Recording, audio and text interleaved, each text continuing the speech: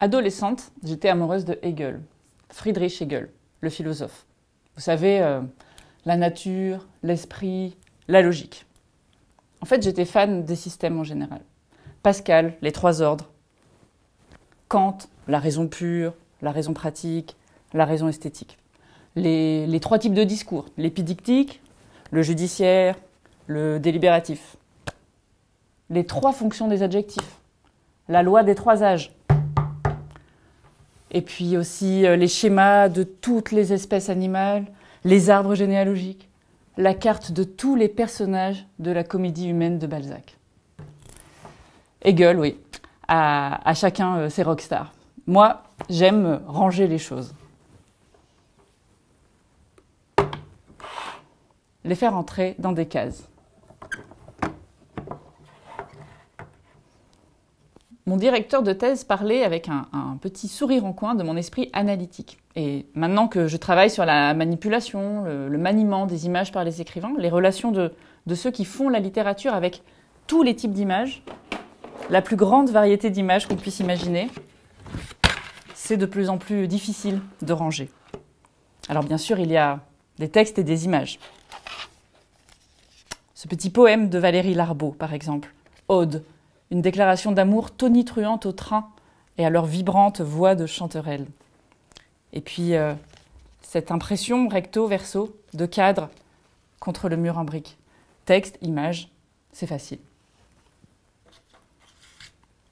Mais que faire des cartes postales que les écrivains collectionnaient, qu'ils s'échangeaient aussi, qui sont des objets qui m'intéressent de plus en plus en tant que chercheuse. Parce qu'une carte postale, c'est à la fois une image, mais aussi un texte.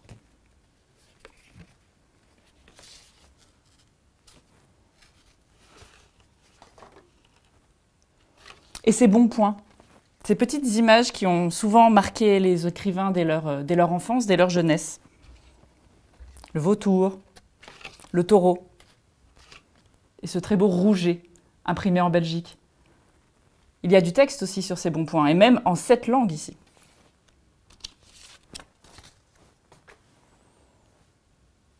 Que faire aussi des livres illustrés, qui forment le plus gros de mon corpus. Par exemple, ce petit livre de poésie de Cécile Gambini, fabriqué à partir de collages de cartes postales, justement. Un très bel objet, très soigneusement mis en page. Ou cet éloge du tabac et des femmes qui fument, recueil de textes de Léon-Paul Fargue, illustré de reproductions de portraits qui sont dessinés ou gravés. Il faudrait créer une nouvelle catégorie. Mais les livres débordent.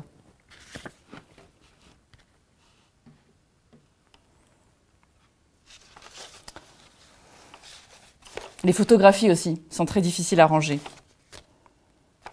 Des photographies de vacances, de voyages en Italie, mal cadrées, surexposées, qui sont déchirées, abîmées.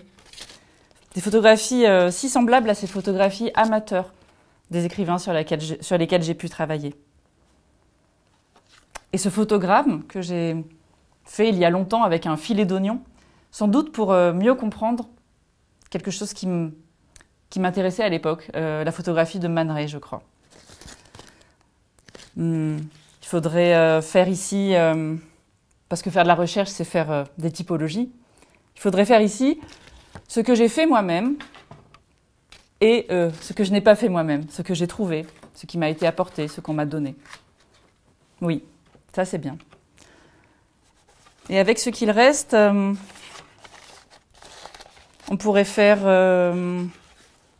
les images contre les objets, parce que j'ai là toute une série de pinces, d'attaches, de punaises, de pâtes collantes qui sont si symboliques de ce sur quoi je travaille. La façon dont les écrivains accrochent leurs images au mur, par exemple. Oui, ça c'est bien. Mais ces petites images, les flyers, les invitations qu'il me reste. Invitation pour la photographie est une fenêtre, par exemple. Exposition de Michel Butor qui a eu lieu récemment à Lusinge, au Manoir des Livres. C'est un objet, parce que c'est un objet de communication, un objet de circulation. ce serait une image-objet, puisque faire de la recherche, c'est aussi inventer des catégories.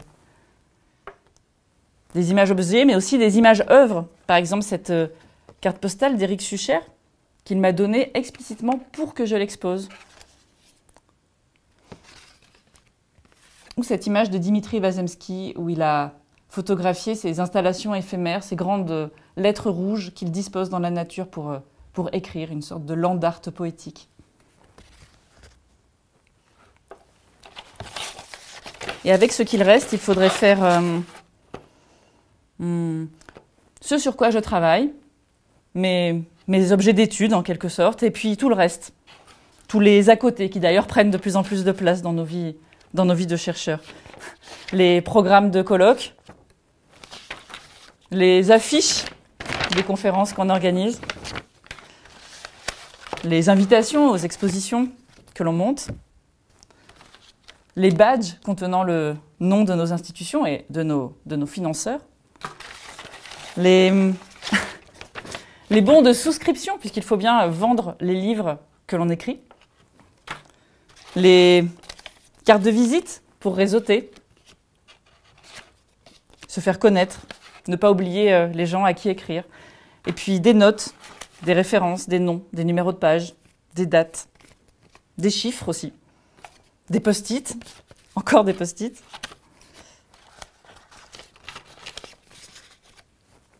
Ah, et les emails.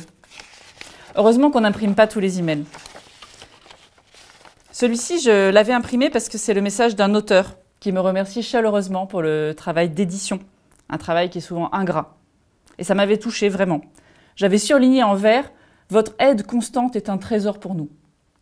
Bon, c'était en anglais, hein, ça sonnait mieux.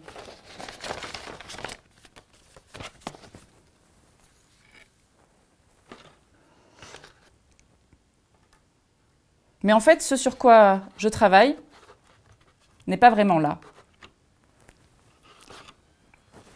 Ici, il ne reste que des miettes, ou quasiment.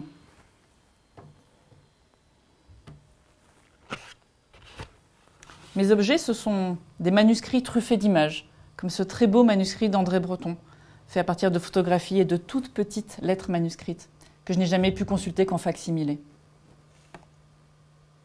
Ou bien ce manuscrit de Georges Sadoul porte un roman collage que j'ai eu la chance de toucher dans un fonds d'archives à Saint-Denis avant qu'il soit jamais enfoui dans les archives et réimprimé.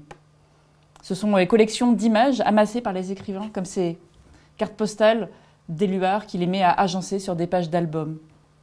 Ou bien ces brochures touristiques d'André Buckler qui constituaient une collection très importante dont il ne reste que quelques miettes chez son fils, que j'ai eu la chance de pouvoir rencontrer. Ce sont des manuscrits raturés, biffés, ou l'écriture manuscrite de Jean Cocteau, par exemple, qui s'adresse ici à Mac Jacob en lui envoyant une carte postale.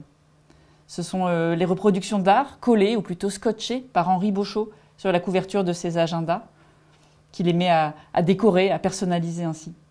Ce sont les murs d'images d'Aragon, qu'il couvrait littéralement de reproductions, en les accrochant avec des petites punaises rouges à la fin de sa vie, à la manière de la photographe Diane Arbus, qui aimait à agencer en continu, à réagencer des photographies et des images de toutes sortes sur ses murs. Toutes ces images que j'ai aimé observer, manipuler parfois, pour mieux les commenter, j'aimerais les mettre dans mes petites boîtes. Mais elles ne sont pas à moi, elles ne sont pas chez moi. Elles n'existent que sous cette forme lumineuse, évanescente. Les objets de mon cabinet de curiosité sont des objets bien matériels, mais ils sont souvent ailleurs. Ce sont des images scannées, des images piratées, des images commandées, payées, souvent attendues longtemps. Des objets dont on ne voit que l'image sur les écrans d'ordinateur ou dans les salles de conférence. Des images insaisissables, d'objets pourtant bien réels.